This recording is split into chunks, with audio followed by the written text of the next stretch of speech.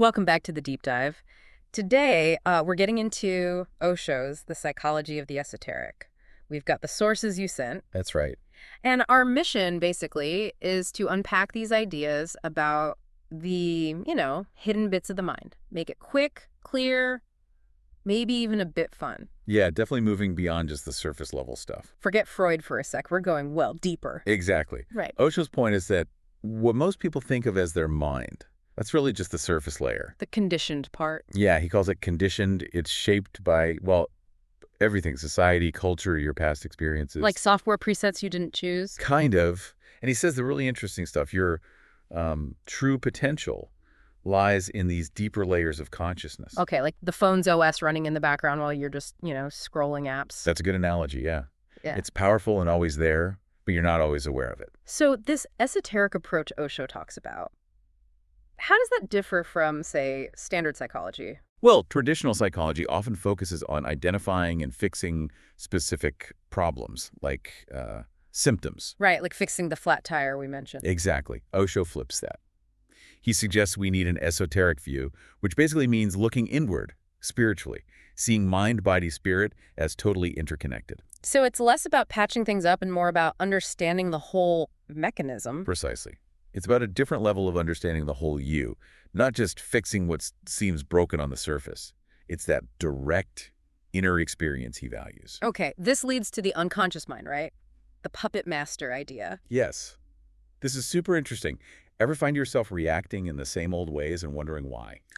Yeah, all the time. Osho points straight at the unconscious. He says it's programmed, by early life, by what society tells us is normal. Like hidden code running your reactions. Totally. And he argues that just becoming aware of these hidden programs is the crucial first step to actually breaking free from them. It's like finding out your life's GPS has been routing you through, I don't know, negative town your whole life without you realizing it. Huh. Yeah, something like that. It's about spotting those default settings you never consciously agreed to. Like maybe a fear of failure that traces back to some tiny comment someone made years ago. Wow. And he pulls this from different places, doesn't he? It's not just one tradition. Right. He blends Eastern wisdom, think Buddhism, Taoism, with concepts from Western psychology. It's quite a mix. And the point isn't just intellectual understanding. Not at all. He really emphasizes that just knowing something in your head isn't enough. You need a deep, felt connection, like knowing the recipe versus actually tasting the cake. The aha moment. Exactly that. Yeah. That direct experience that goes beyond just words and concepts. Okay, get this part. He also talks about us being energy beings, not just biology. Yeah, that's a core idea. We're not just physical bodies, but systems of energy. And when this energy gets blocked or stuck, That's when problems can arise, according to him. Mental stuff, physical stuff. It's all connected back to this energy flow. so practice is like meditation. That's like unblocking the pipes. Pretty much. Or like unkinking a garden hose, maybe? Helping that vital energy flow smoothly again. Think about holding on to resentment that can create a real energetic knot, right? Makes sense. It feels heavy. And that heaviness can impact your mood, your health, everything. Meditation helps smooth that out. So wrapping this up, Mm-hmm. what's the big picture here? The main goal Osho's pointing towards? Ultimately, I think he's suggesting the goal is to move beyond the ego, that surface identity. The conditioned self. Right.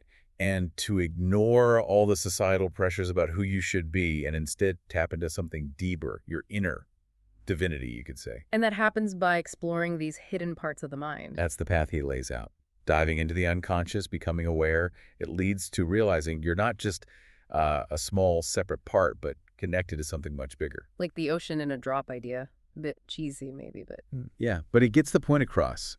It's about realizing that bigger potential within. Okay, so for everyone listening, the main takeaway seems to be Osho really challenges how we normally view our minds. There's this whole inner world to explore. Definitely. It's less about constant analysis and more about fostering deeper self-awareness and connection.